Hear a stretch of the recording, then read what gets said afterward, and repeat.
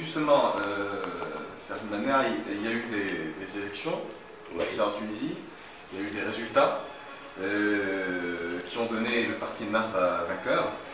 Vous les expliquez comment ces résultats, c'est-à-dire une mauvaise campagne menée par les partis libéraux, ou bien une identité arabo-musulmane profondément ancrée chez les Tunisiens? Mais cette identité est ancrée chez les Tunisiens bien avant que naisse le mouvement de la tendance islamique, le mouvement Ennahda. Les Tunisiens sont arabes et musulmans depuis le XIVe siècle.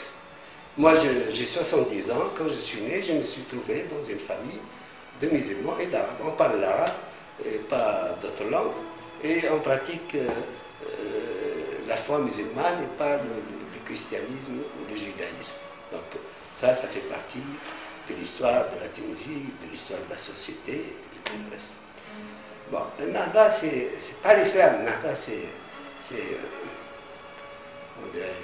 l'islamisme, comment dirais-je, c'est une idéologie dont je réalise maintenant, enfin avec le temps, qu'elle a fait beaucoup de mal aux sociétés musulmanes. Tout ce que nous vivons aujourd'hui. Moi actuellement j'ai mal à ma foi. Hein.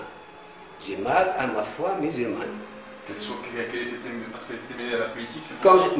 Non, ça c'est c'est peut-être c'est très secondaire. Enfin, mais quand je vois ces islamistes qui arrivent au pouvoir en Libye, qui assassinent, qui tuent, qui...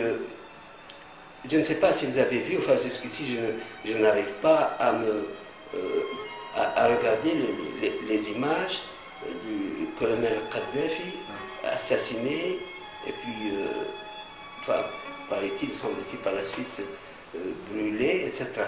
C'est quoi? C'est l'islam? Moi j'ai mal à ma foi musulmane.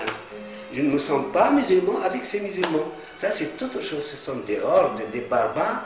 Mais le plus grave, c'est que ils disent Allahu Akbar à tout instant, à tout moment, quand ils tuent, quand ils assassinent, quand ils torturent, c'est pas grave, c'est très grave tout cela. C'est quoi? Ce qui me fait le plus mal, c'est que jusqu'ici, il n'y a pas une seule autorité religieuse musulmane qui ait dénoncé ces agissements. Il n'y a pas une seule. Au contraire, on a vu des autorités religieuses, on dirait, condamner des gens, son procès, les condamner à mort, enfin, promettre le paradis, enfin, aux assassins. C'est quoi ça, cet islam? C'est pas de l'islam, ça. Ça, c'est une idéologie qui veut s'apparenter à l'islam, mais pour moi, ce n'est pas l'islam. J'ai mal à ma foi musulmane. J'ai mal aussi à mon arabité.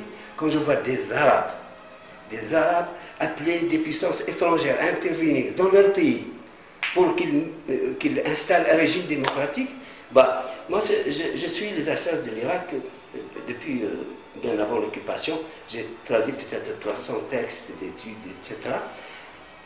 La démocratie en Irak, l'Irak est démocratique maintenant, c'est une société démocratique. 1 million de veuves, 4 millions d'orphelins, une infrastructure totalement détruite. Il en est de même pour la Libye. C'est ça la démocratie? En parlant des Arabes qui invoquent ou qui appellent les Occidentaux à intervenir dans leur pays, vous faites sûrement allusion à cette mission à mots croisés à l'occasion de laquelle on a vu intervenir Sohaib El Hassan les TFN. C'est notamment à cela que vous faites allusion. Enfin, je connais Madame El Hassan, enfin, je la connais depuis... je connais un petit peu tous les activistes des droits de l'homme au cours des 20 dernières années.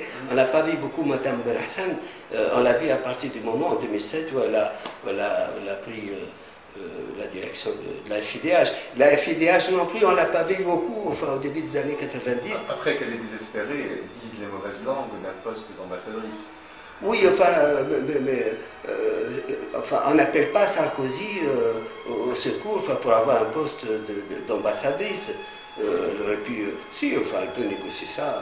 Il y a des gens qui vont avoir des postes d'ambassadeur qui ne valent pas, madame. Moi, en tout cas, je n'arrive pas à comprendre. Vous savez, au cours des 18 dernières années que j'ai vécu en exil, j'ai vu comment on faisait, comment on fabriquait les leaders. Le Burhan Ghalioun, qui est actuellement à la tête du CNLT, je le connais très bien depuis 1991. Je ne sais pas comment c'est. Enfin, c'était un intellectuel de valeur. Et il avait des convictions. Enfin, il n'était pas pour une intervention, l'ingérence étrangère, etc. Et voilà maintenant qu'il préside un CNLT créé de toutes pièces par la Turquie, le Qatar, les États-Unis, enfin la France, etc. C'est quoi ça? Pardon? Vous parlez d'Abdeljalil Mustafa? Non, non, Burhan Ghalioun pour la Syrie. Pour la Syrie. Oui, non, je ne connais pas Abdeljalil, mais j'ai lu un petit peu, enfin, ses déclarations récentes, lors de la venue du ministre des Affaires étrangères italien, une déclaration dans laquelle il a estimé que le colonialisme, la colonisation le colonialisme italien a fait énormément de choses pour les Libyens.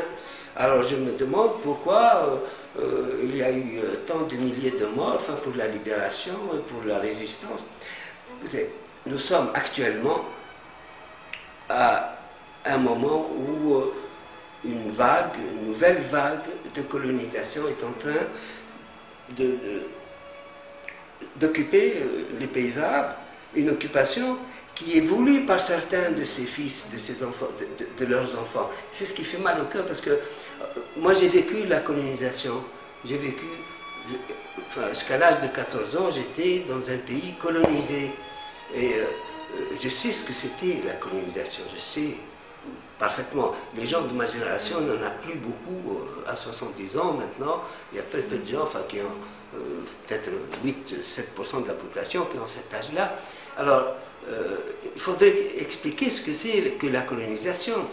Quand on a affaire à un despote, à une dictature, c'est autre chose, c'est éminemment moins important qu'une colonisation. Dans un système colonial, c'est une humanité qui est déniée, qui n'est pas reconnue.